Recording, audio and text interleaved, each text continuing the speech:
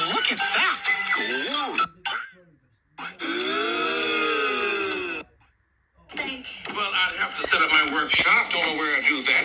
Perhaps over here. But then folks would be traipsing through it all the time. Oh, no. Your workshop is right in here.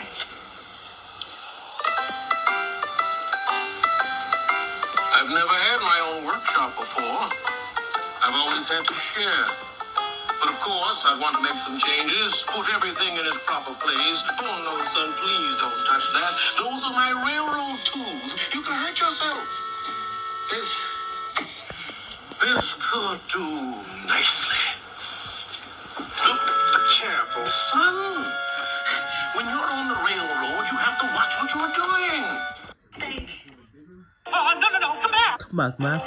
It'll be fine. It'll be fine, man.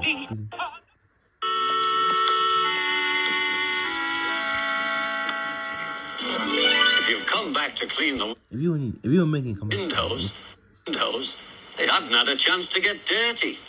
Where did you go before? Railroad work takes me everywhere, Matt. you would feel that making SpongeBob. You don't spend a lot of time in one place. It's a traveling business. I was just off traveling with Edward. Who's Edward? You don't know Edward? You all don't know Edward? Of course you don't know Edward. You didn't know Thomas. How could you know Edward? Why? We never didn't hear about these stories about talking trains because we never heard about them in the first place. Sam, I'm This talking is about news to us because we just came here. problems. Oh, right. Me too. Maybe you could read another one. I'll tell you a story about Edward.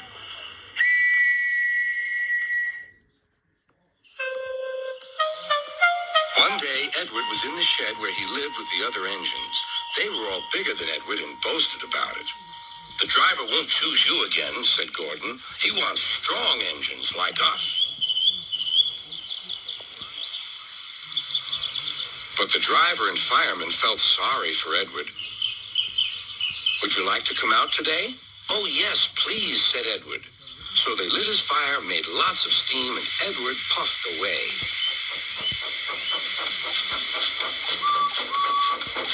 The other engines were very cross at being left behind.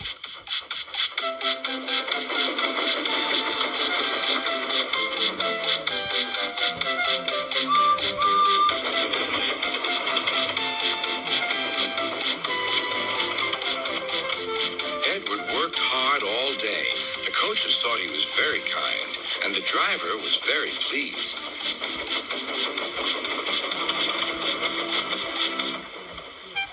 I'm going out again tomorrow, Edward told the other engines that night. What do you think of that? But he didn't hear what they thought, for he was so tired and happy that he fell asleep at once. Next morning, Edward woke up to find nothing had changed. Gordon was still boasting. You watch me, little Edward, as I rush through with the express. That will be a splendid sight for you. Goodbye, little Edward. Look out for me this afternoon.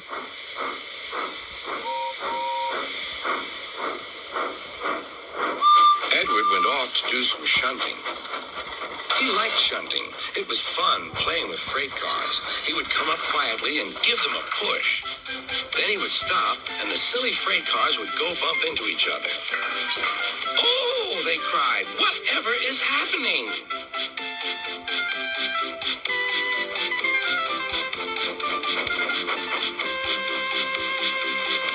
Edward played till there were no more freight cars.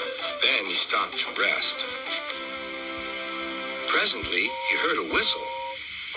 Gordon was cross. Instead of nice shining coaches, he was pulling a dirty freight train. A freight train, a freight train, a freight train, he grumbled. The shame of it, the shame of it, oh, the shame of it. Edward laughed and went to find some more freight cars. Then there was trouble. Gordon can't get up the hill, the porter called to Edward's driver. Will you take Edward and push him, please? They found Gordon halfway up and very cross. His driver and fireman were talking to him severely. Come on, Gordon. You're not even trying. I can't do it. Those noisy cars hold an engine back. If they were coaches, now that would be different. Edward's driver came up. "We've come to push. No use at all," said Gordon. "You wait and see," replied Edward's driver. They brought the train back to the bottom of the hill.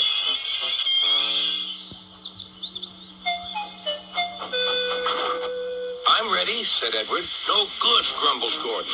They pulled and pushed as hard as they could.